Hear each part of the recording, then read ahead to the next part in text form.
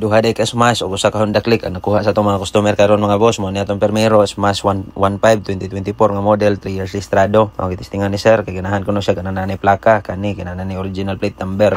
Pag testing niya goods pa kuno kayo mo to ilahan na ning gibayaran daan ganiha.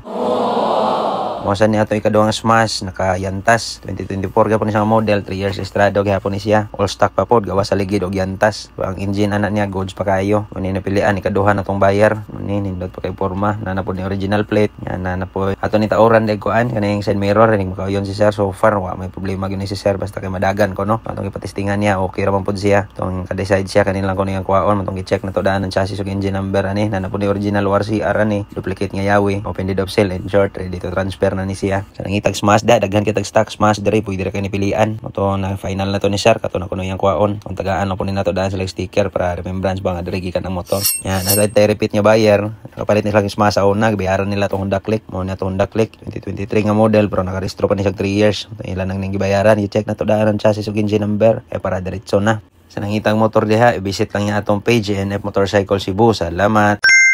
So nice.